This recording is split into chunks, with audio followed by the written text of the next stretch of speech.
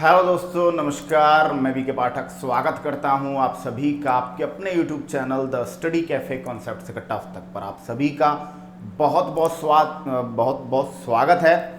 स्वाद याद आ गया था मुझे। आजकल आजकल ज़िंदगी में स्वाद बचा ही नहीं है इस कोरोना के चक्कर में। चलिए कोई नहीं, हंसते रहिए, आप सब लोग मुस्कुराते रहिए और घर पर बैठकर आराम से अपनी तैयारी को कंटिन्यू कीजिए, क्योंकि दोस्तों ये समय मानसिक रूप से पॉजिटिव रहने का है। कोरोना पॉजिटिव रहने का नहीं है, मानसिक रूप से पॉजिटिव, एकदम चिल, एकदम हंसते खेलते हुए, क्योंकि ये भी आपकी इम्यूनिटी का पार्ट है। अगर आप किसी चीज़ को डर बना लेते हैं तो हमारी बॉडी, हमारा ब्रेन, हमारे हार्मोन्स, हमारे एंजाइम्स उसी डायरेक्शन में काम करने लग जाते हैं। तो सबसे पहले बी चिल, एकदम चिल रहिए, बिंदास, परिवार के साथ हंसने खेलने में वक्त गुजारिए। क्लियर। आउटडोर गेम्स अभी बंद है तो इंडोर गेम्स खेलिए, बच्चों के साथ खेलिए, परिवारजनों के साथ रहिए और मूवीज़ देखिए। मतलब बुक्स पढ़ने का शौक है तो वो पढ़िए, पढ़ाई अगर आप कर रहे हैं, स्टूडेंट हैं तो पढ़ाई करिए। मतलब वो करिए जिसमें आपको मज़ा आता हो। मज़ा रहना चाहिए ज़िंदगी में, हंसी खुशी रहनी चाहिए। ये आपको एक इम्यूनिटी देता है, आपकी इम्यूनिटी को बढ़ाता है। तो चलिए आज की क्लास में क्या लेकर आया हूँ आपके लिए। आज की क्लास में हम बात करेंगे फर्टिलाइजर्स के बारे में, उर्वरकों के बारे में। वीडियो वही माइक्रो सेशन रहेगा, एक छोटा सा सेशन 20-25 मिनट का। अगर कम समय में फर्टिलाइजर्स कंप्लीट हो गए तो फिर सोचूंगा कि कोई दूसरा टॉपिक भी आज की क्लास में पढ़ा दूं।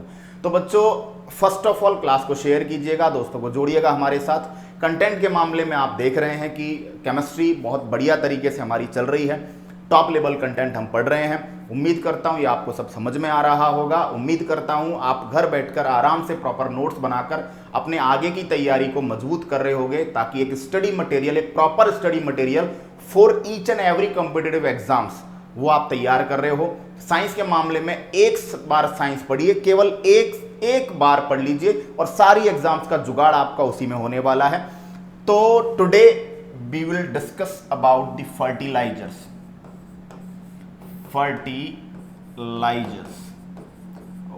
What are they? फर्टिलाइजर होते क्या है? हिंदी में बोलते हैं दोस्तों उर्वरक।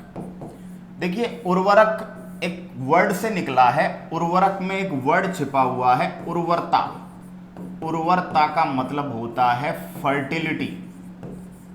Fertility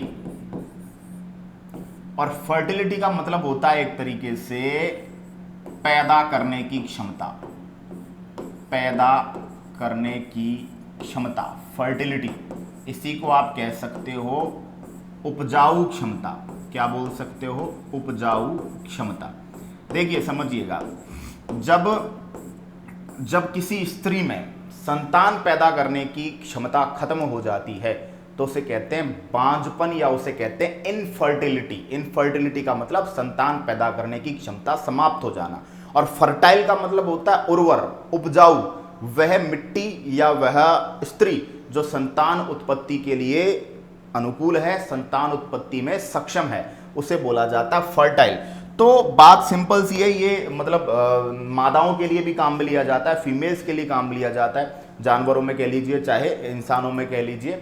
clear. और यही बात प्लांट्स के लिए भी काम में ले सकते हो। वे प्लांट जो प्रोडक्शन कर सकते हैं, वे प्लांट जो नए प्लांट बना सकते हैं, जनन कर सकते हैं, रिप्रोडक्शन कर सकते हैं, उनको फर्टाइल कहते हैं। इसी तरह वो मिट्टी, जिस मिट्टी में फसल उत्पादन की क्षमता, जिस मिट्टी में प्लांट्स को, पादपों को ज्यादा न्यूट्रिशन, ज्यादा पोषण देने की कैपेबिलिटी होती है, उसको हम उर्वर मिट्टी कहते हैं। उसको हम क्या बोलते हैं? उपजाऊ मिट्टी कहते हैं। बात समझ में आ गई यहां तक?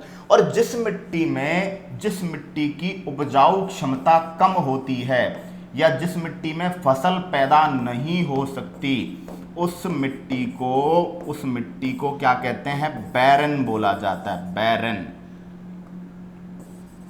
I think so. बैरन का मतलब होता है बंजर, या साइंस की भाषा में मैं बात करूं तो स्टेराइल। स्टेराइल का मतलब होता है बंध्य। और ये जो टर्म है ये एनिमल्स के लिए भी काम में ली जा सकती है। जब एनिमल्स जो होते हैं वो संतान पैदा नहीं कर पाते, जब मनुष्य संतान पैदा नहीं कर पाते, या तो नेचुरली वो नहीं कर पा रहे हैं या नसबंदी के द्वारा, वैसेक्टोमी, ट्यूबेक्टोमी। पुरुष नसबंदी को वैसेक्टोमी कहते हैं, फीमेल की जो नसबंदी होती है उसे ट्यूबेक्टोमी कहते हैं। तो वैसेक्टोमी, ट्यूबेक्टोमी के द्वारा उनकी जनन क्षमता खत्म कर दी जाती है तो उसे कहते हैं बंध्य। क्लियर, बात समझ में आ गई।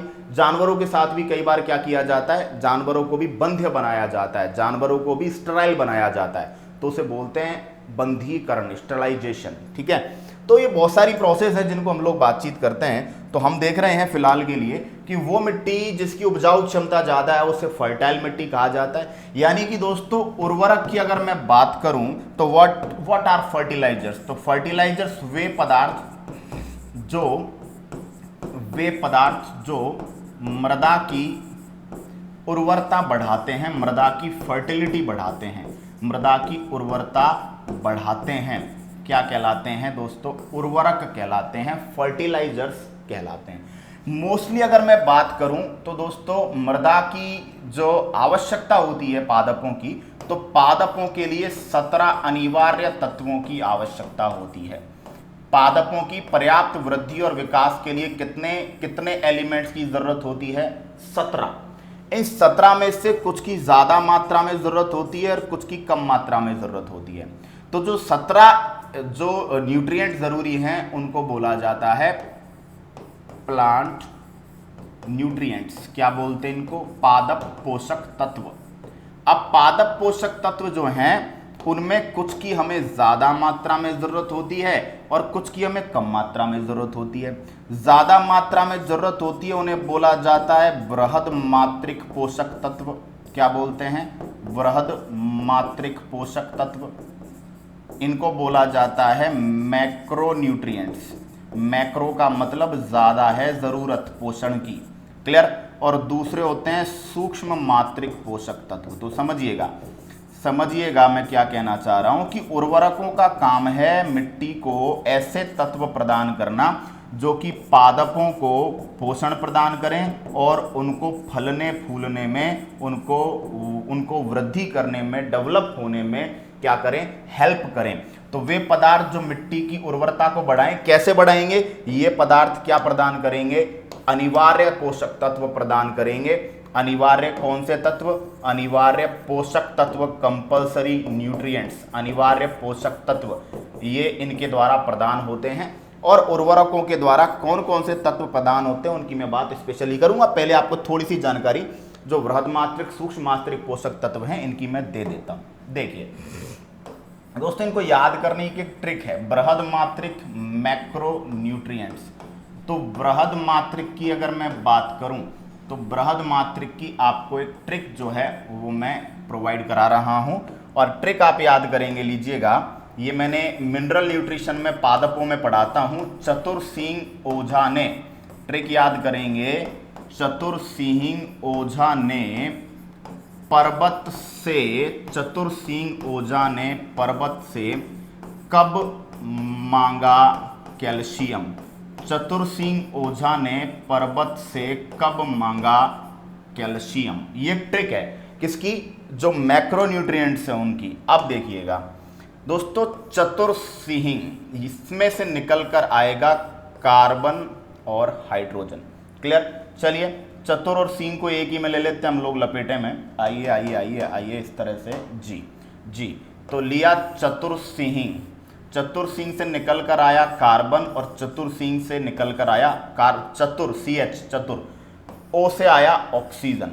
याद रखिएगा, वेरी इंपॉर्टेंट एक बात आपको बता रहा हूं कि ये जो कार्बन, हाइड्रोजन, ऑक्सीजन है, कौन कौन, कार्बन, हाइड्रोजन, ऑक्सीजन, इनको आधारीय तत्व, इनको बेसिक फंडामेंटल एलिमेंट्स, इनको क्या बोला जाता है बताइएगा, इनको फंडामेंटल एलिमेंट्स, इनको आधारीय न्यूट्रिएंट, फंडामेंटल पोषक पदार्थ, आधारीय पोषक तत्व कहा जाता है।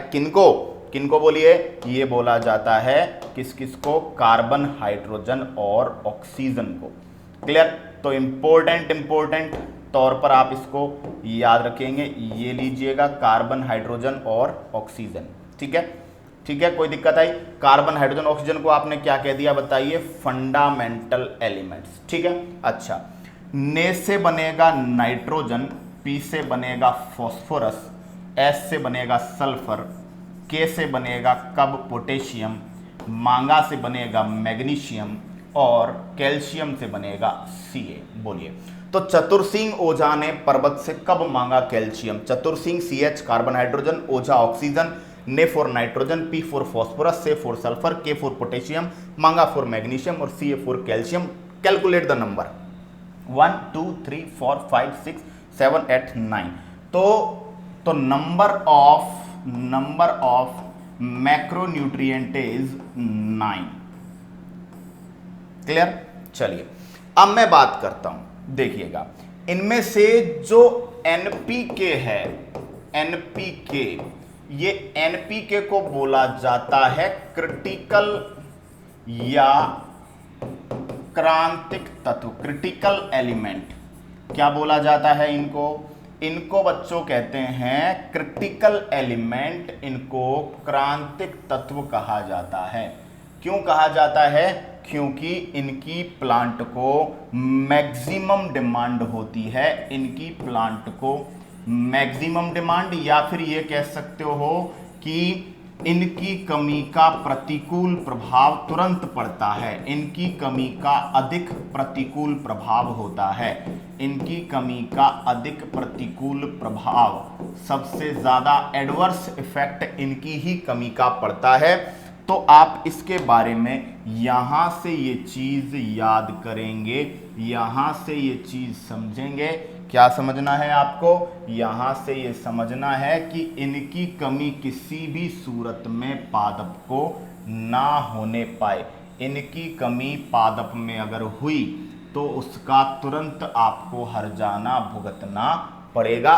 पादपों की वृद्धि पर उसका विपरीत प्रभाव आपको देखने को मिलेगा। क्लियर? तो ये मैक्रोन्यूट्रिएंट हैं, जिनमें से कार्बन, हाइड्रोजन, ऑक्सीजन आप याद रखिएगा फंडामेंटल एलिमेंट, और NPK आप याद रखिएगा किसके रूप में? बताइए किसके रूप में याद रखिएगा? ये याद रखिएगा क्रिटिकल एलिमेंट के रूप में। क्लियर? अब बात करते हैं माइक्रोन्यूट्रिएंट, मतलब सूक्ष्म मात्रिक पोषक तत्व। अब सूक्ष्म मात्रिक को भी एक ट्रिक देंगे हम, ये लीजिए सूक्ष्म मात्रिक की ट्रिक लीजिएगा भाई। कल फिर मनमोहन की जिंदगी, कल फिर मनमोहन की जिंदगी बस के नीचे कुचल गई। कल फिर मनमोहन की जिंदगी बस के नीचे कुचल गई। बड़ा बुरा हुआ मनमोहन के साथ, लेकिन क्या करें, ट्रिक है तो है। कल से बनेगा बच्चों, कल से बनेगा क्लोरीन, फिर से बनेगा आयरन। क्लियर? Mn से बनेगा मैंगनीज। MO, ये नाम हर किसी को याद नहीं रहता, मोलिब्डेनम याद करेंगे, मोलिब्डेनम। जिंदगी फॉर जिंक, जस्ता। क्लियर? बस फॉर बोरोन, के नीचे फॉर निकल, नीचे फॉर निकल, और कुचल गई Cu फॉर कॉपर। तो याद रखिएगा प्लांट के लिए सूक्ष्म मात्रिक तत्व है, इनकी कम मात्रा में जरूरत होती है। तो नंबर कैलकुलेट कर लीजिए, 1 2 3 4 5 6 7 8। तो बताएंगे आप कि number of micronutrient is 8 and number of macronutrient is 9। Total हो गए 17, नहीं मिले 17 हो जाएगा खतरा। क्लियर? तो इनमें से ज्यादा और कम की ट्रिक मैंने आपको बता दी है। एग्जांपल देकर क्वेश्चन पूछा जाता है कि बताइए which one of the following is not a micronutrient, निम्नलिखित में से कौन सा एक सूक्ष्म मात्रिक पोषक तत्व नहीं है? तो 3 ऑप्शन इनमें से देगा, चौथा आपको वृहद मात्रिक में से देगा या कहीं और से देगा, तो आपको पहचानना है। तो जनरली फर्टिलाइजर का काम है पादपों को नाइट्रोजन, फास्फोरस और पोटेशियम अवेलेबल करवाना। यानी उर्वरकों का काम मोस्टली क्या है? नाइट्रोजन, फास्फोरस और किसकी? पोटेशियम की अवेलेबिलिटी को इंश्योर करना। क्लियर? और इसके बेस पर जो फर्टिलाइजर है, उर्वरक हैं, वो कितने टाइप के बांटे? 2 टाइप के फर्टिलाइजर, 2 टाइप के। एक तो हो गए आपके बायो फर्टिलाइजर, बायो फर्टिलाइजर हो गए जैविक उर्वरक जो सूक्ष्म जीवों से नहीं जो जीव जंतुओं से प्राप्त किए जाते हैं, सजीवों से प्राप्त किए जाते हैं। और दूसरे हो गए केमिकल फर्टिलाइजर्स केमिकल फर्टिलाइजर्स को बोला जाता है रासायनिक उर्वरक। क्लियर। और रासायनिक उर्वरक लेबोरेटरीज में, प्रयोगशालाओं में, इंडस्ट्रीज में तैयार किए जाते हैं।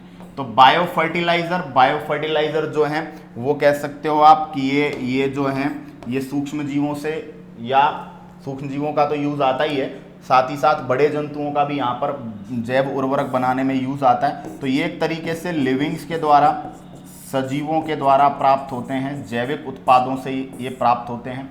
क्लियर। और जो बायो फर्टिलाइजर है इनको आप खाद भी कह सकते हो। क्या कह सकते हो? गांव की भाषा में आप खाद भी कह सकते हो। क्लियर।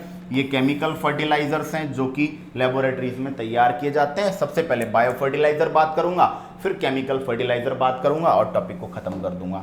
लीजिए दोस्तों, बायो फर्टिलाइजर। तो बायो फर्टिलाइजर के तौर पर सबसे पहला जो जैविक उर्वरक के रूप में सबसे पहला जो नामकरण है वो हमारे पास ऑप्शन है, सबसे पहला देख लीजिए, नंबर 1।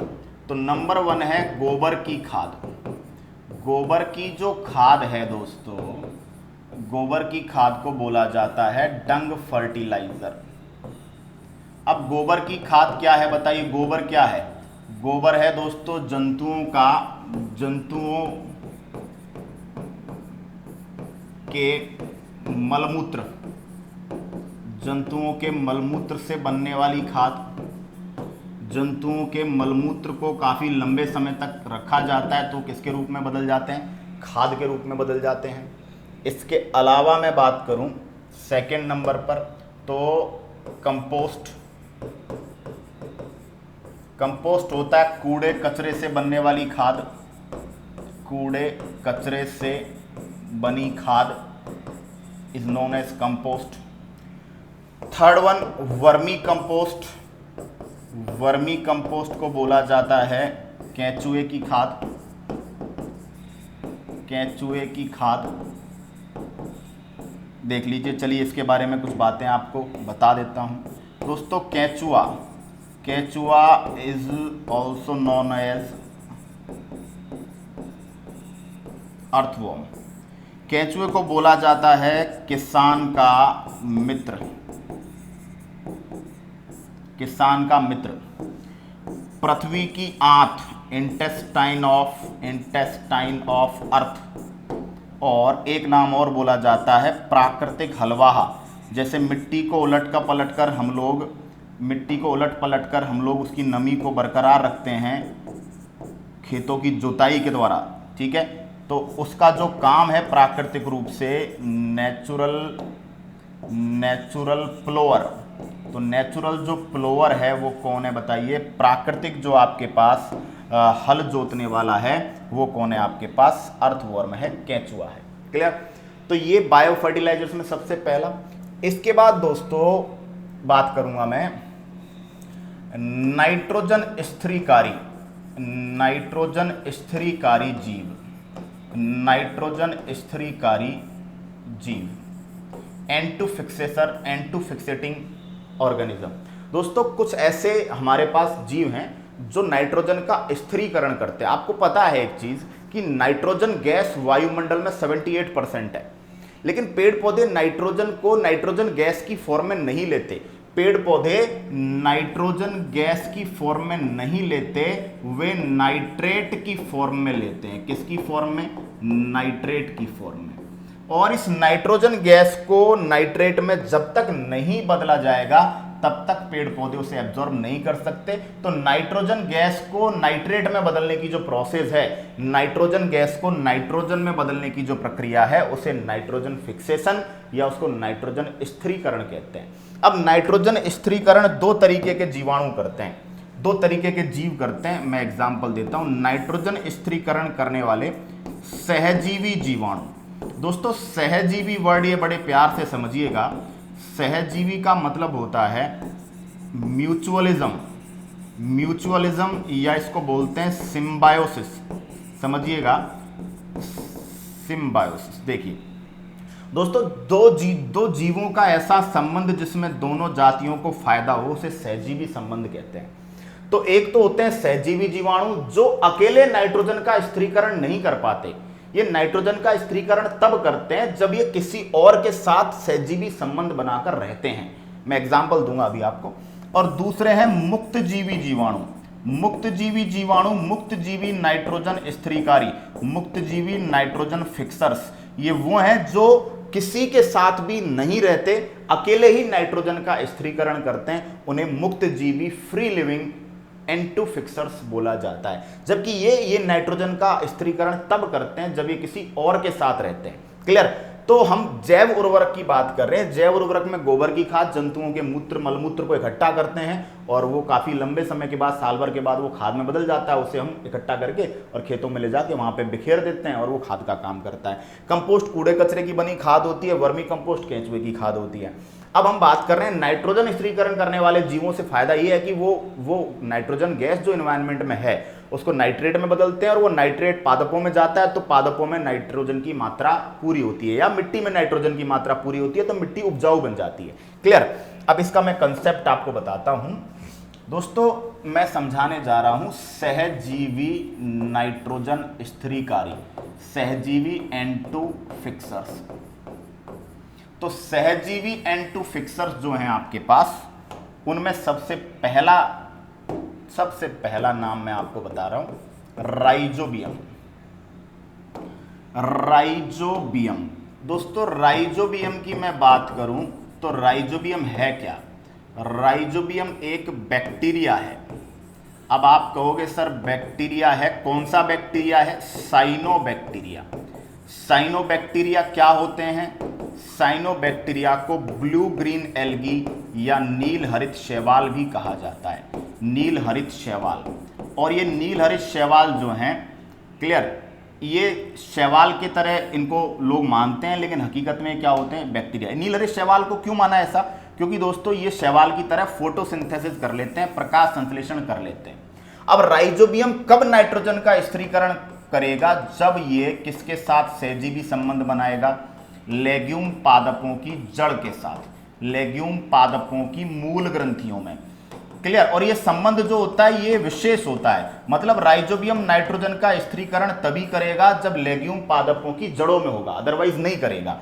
लेग्यूम पादप में किनको पढ़ते हैं? लेग्यूम पादप में है मोस्टली दालें। जितनी भी आपकी पल्सेज हैं वो किस में आती हैं? लेग्यूम प्लांट्स में आती हैं। तो जब राइजोबियम लेग्यूम प्लांट की जड़ों में पाया जाएगा तो ये नाइट्रोजन का स्थिरीकरण करेगा, और नाइट्रोजन का स्थिरीकरण करेगा तो मिट्टी में उपजाऊ क्षमता बढ़ेगी। इसलिए दोस्तों गांव में किसान अपनाते हैं फसल चक्र, और फसल चक्र का ये मानना है कि हर 2-3 साल में आफ्टर ईच 2 and 3 ईयर खेतों में क्या करनी चाहिए? कोई दाल उगानी चाहिए, कोई दाल उगाएं। क्योंकि दाल उगाने से क्या होगा? दाल उगाने से मिट्टी में नाइट्रोजन की मात्रा बढ़ेगी, क्योंकि दाल उगाओगे तो लेग्यूम पादप उगा, और लेग्यूम पादप अगर उगेगा तो लेग्यूम पादप नाइट्रोजन की डिमांड को पूरा करेगा। बोलो बात क्लियर हुई?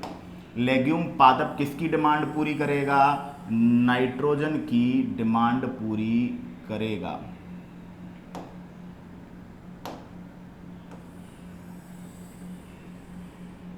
ठीक है? क्लियर? बात समझ में आ गई? अब चलिए, तो ये तो हुआ राइजोबियम। अगला मैं आपको बता रहा हूं दोस्तों, अगला एक नाम बता रहा हूं मैं आपको, एनाबीना। ये भी नीलहरित शैवाल है।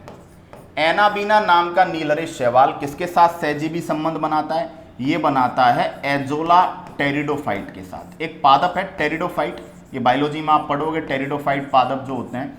एजोला नाम के टेरिडोफाइट के साथ एनाबीना नाम का नीलहरित शैवाल सहजीवी संबंध बनाता है और ये नाइट्रोजन का स्थिरीकरण करता है। इसलिए दोस्तों जो एजोला है ये किसका काम करता है? एजोला मवेशियों के लिए एक अच्छा चारा है, मवेशियों के लिए अच्छा चारा है ये, और साथ ही साथ मृदा के लिए अच्छा जैव उर्वरक है। और ये क्वेश्चन आया था RS प्री 2016 में कि निम्नलिखित में से कौन मिट्टी के लिए एक अच्छा बायो फर्टिलाइजर और मवेशियों के लिए एक अच्छा चारा है? ऑप्शन में एजोला था, वो आपको करना था। तीसरा नाम सहजीवी में आप एक नाम और याद कर सकते हैं, नॉस्टॉक। नॉस्टॉक भी एक नीलहरित शैवाल है। क्लियर? बात समझ में आ गई? और क्लियर, ये एक पादप के साथ पाया जाता है जिसका नाम है फ्रैंकिया, फ्रैंकिया प्लांट। क्लियर? तो नॉस्टॉक के बारे में डिटेल्स उतनी नहीं पूछी जाती जितनी कि एनाबीना, राइजोबियम। राइजोबियम हॉट मतलब टॉपिक है अपने आप में। क्लियर?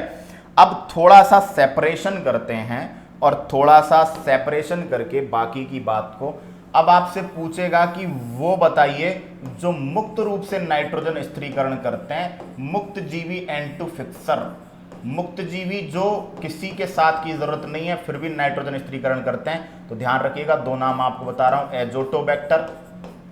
एजोटोबैक्टर और क्लोस्ट्रीडियम, ये दो जीवाणुओं के नाम याद रख लीजिएगा, एजोटोबैक्टर और क्लोस्ट्रीडियम, ये दोनों बैक्टीरिया जो है मुक्त रूप से नाइट्रोजन स्थिरीकरण करने वाले हैं। तो ये जैव उर्वरक का काम, बायो फर्टिलाइजर का काम करते हैं। Is that clear to all of you?